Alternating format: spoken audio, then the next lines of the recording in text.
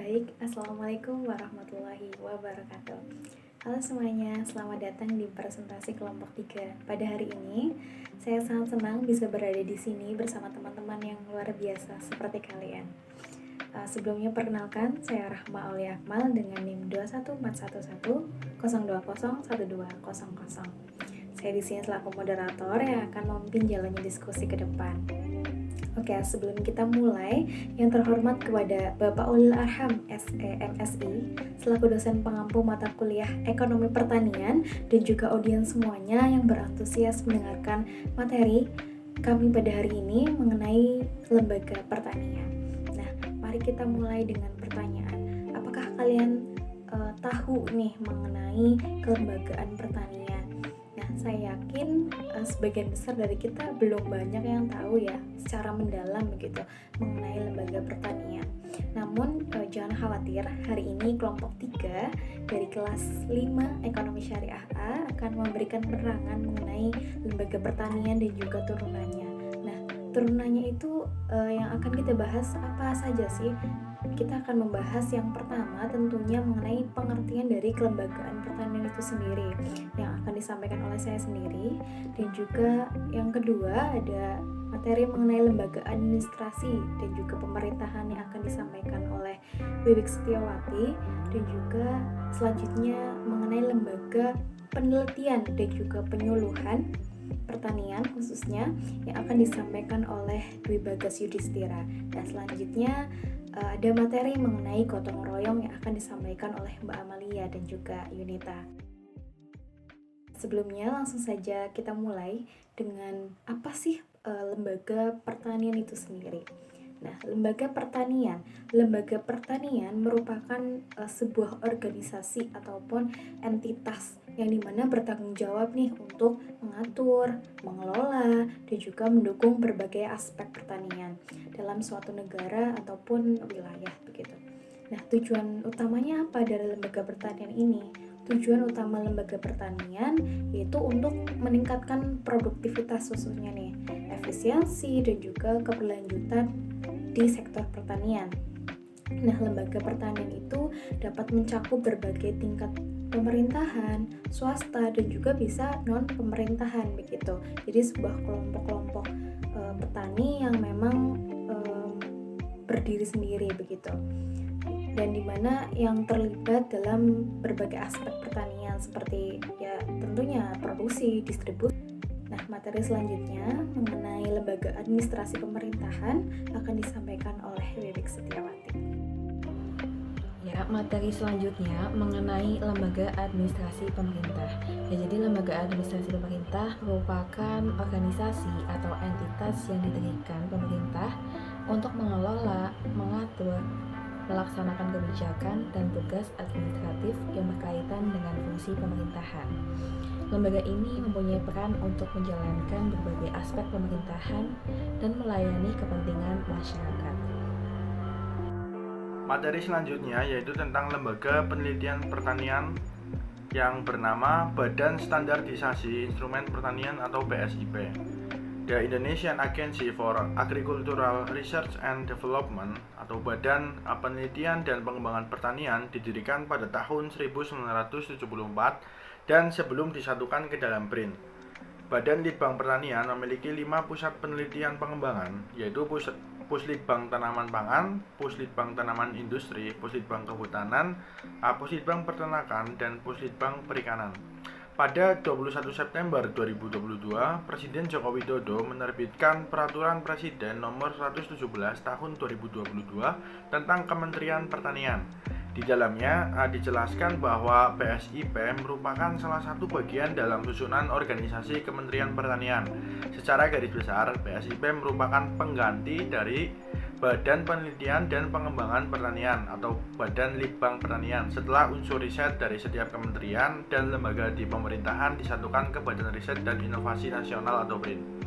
Dalam melaksanakan tugas tersebut, BSIP menyelenggarakan fungsi yang pertama penyusunan kebijakan teknis perencanaan dan program, perumusan, penerapan, dan pemeliharaan serta harmonisasi standar instrumen pertanian. Kemudian yang kedua, pelaksanaan tugas administrasi PSIP, dan yang terakhir, pelaksanaan fungsi lain yang diberikan oleh menteri. Materi yang selanjutnya yaitu tentang penyuluhan pertanian. Penyuluhan pertanian atau agricultural extension merupakan bentuk pendidikan non-formal di mana cara, bahan, dan sasarannya disesuaikan dengan keadaan, kepentingan, waktu, dan tempat petani. Penyuluhan petani bertugas untuk membantu petani agar dapat meningkatkan efisiensi usaha taninya. Kemudian tujuan utamanya yaitu untuk menambah kesanggupan petani dalam usaha tani, kemudian perubahan perilaku petani sehingga dapat memperbaiki cara bercocok tanam agar lebih besar penghasilannya sehingga kehidupannya lebih layak. Penyuluhan dianggap berhasil bila pengetahuan petani bertambah. Yang kedua, ada penerimaan atau adopsi petani terhadap hal-hal yang dianjurkan oleh penyuluh. Kemudian petani bersedia bekerja sama dengan penyuluh. Kemudian yang keempat, petani bersedia memberi balas jasa kepada penyuluh. Yang kelima, penyuluh dapat merubah sikap petani yang merugikan. Keenam, pengetahuan praktis penyuluh bertambah. Ketujuh, penyuluh dapat memberitahukan sesuatu yang berguna di luar tujuan proyek tertentu. Dan yang terakhir, ada perkembangan keinginan antara kedua pihak untuk mempertahankan hubungan. Saya Amanda Yudiani. Di sini saya akan menjelaskan tentang pengertian gotong royong, tujuan serta manfaatnya. Berdasarkan Kamus Besar Bahasa Indonesia atau KBBI menyatakan bahwa gotong royong memiliki arti bekerja bersama-sama, seperti tolong menolong maupun saling membantu di antara anggota dalam suatu komunitas. Yang kedua, menurut Wijiwati Satjoyo, berdasarkan Wijiwati Satjoyo yang ditulisnya dalam buku Sosiologi Pedesaan, menyatakan bahwa gotong royong merupakan adat istiadat tolong-menolong antara orang-orang yang ada di berbagai macam lapangan kegiatan sosial, baik itu menurut hubungan kekerabatan, tetangga, dan sifat aktif, serta ada pula kerjasamanya lainnya.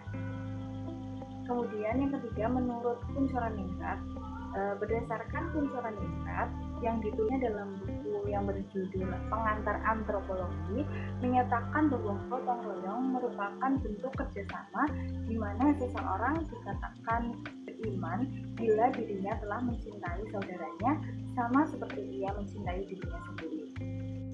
Kemudian untuk tujuan dan manfaat dari gotong royong sendiri itu, yang pertama, menumbuhkan rasa dan sikap saling tolong-menolong, sukarela, saling membantu dan mempunyai sifat kekeluargaan. Yang kedua, membina hubungan sosial yang baik terhadap masyarakat sekitar.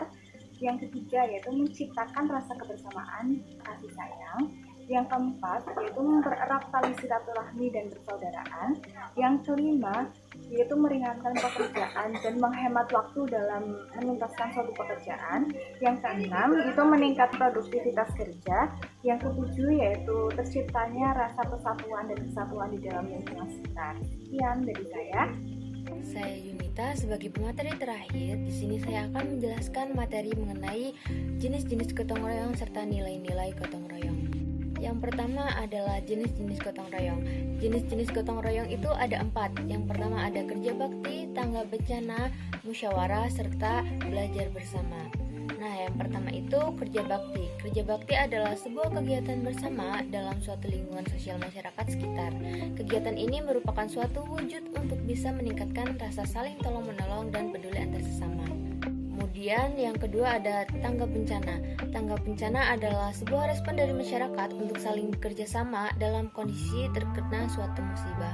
Nah, kegiatan tangga bencana tersebut terbentuk dari rasa peduli masyarakat sekitar guna untuk membantu sesama yang sedang berada dalam keadaan yang sulit.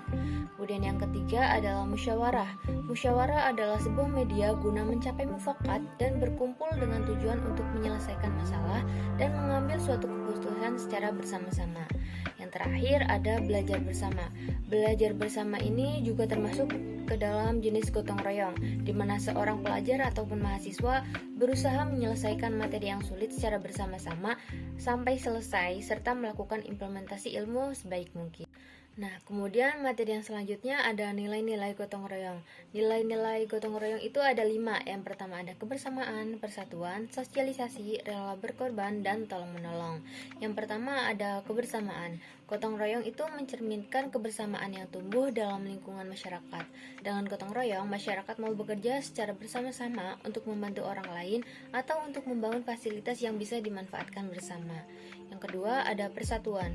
Kebersamaan yang terjalin dalam gotong royong sekaligus melahirkan persatuan antar anggota masyarakat. Dengan persatuan yang ada, masyarakat menjadi lebih kuat dan mampu menghadapi permasalahan yang muncul. Kemudian yang ketiga ada sosialisasi. Di era yang modern ini, kehidupan masyarakat cenderung individualis. Gotong royong dapat membantu manusia kembali sadar jika dirinya itu adalah makhluk sosial. Gotong royong dapat membuat masyarakat saling mengenal satu sama lain sehingga proses sosialisasi dapat terus berjalan keberlangsungannya. Kemudian yang keempat ada rela berkorban. Gotong royong ini mengajarkan setiap orang untuk rela berkorban. Pengorbanan tersebut dapat berbentuk apapun, mulai dari berkorban waktu, tenaga, pikiran, hingga uang. Semua pengorbanan tersebut dilakukan demi kepentingan bersama. Masyarakat rela mengesampingkan kebutuhan pribadinya untuk memenuhi kebutuhan bersama. Kemudian yang terakhir adalah tolong-menolong. Gotong royong ini membuat masyarakat saling bahu-membahu untuk menolong satu sama lain. Sekecil apapun kontribusi seseorang dalam gotong royong selalu dapat memberikan pertolongan serta manfaat untuk orang lain. Nah, baik teman-teman, kita sudah sampai di penghujung presentasi. Kita dapat ambil kesimpulan ya bahwasanya lembaga pertanian itu ada di pemerintahan, swasta dan juga non pemerintahan. Lah, yang di bidang pemerintahan misalnya itu ada kayak Kementerian Pertanian nih, di mana lingkupnya itu di bawah naungan pemerintah begitu, dan juga seperti Dinas Pertanian yang biasanya tuh menyediakan layanan ataupun dukungan kepada petani di lingkup daerah. Nah, lalu yang di bidang swasta itu ada perusahaan agribisnis tentunya ya, yang dimana terlibat dalam produksi, distribusi dan juga pemasaran produk pertanian.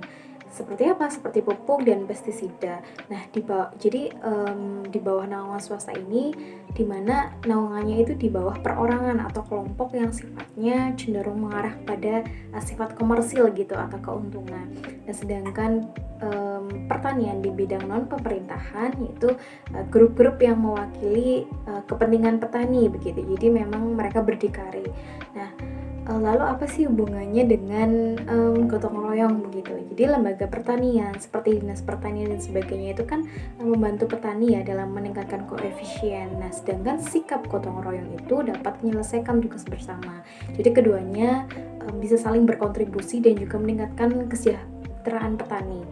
Nah, sebagai penutup saya menyampaikan kutipan dari Mahatma Gandhi bahwasanya pertanian bukan hanya tentang produksi tanaman, melainkan juga tentang kehidupan manusia. Nah, sekian, mohon maaf atas kekurangan kelompok kami, kelompok 3. Terima kasih atas atensinya semuanya.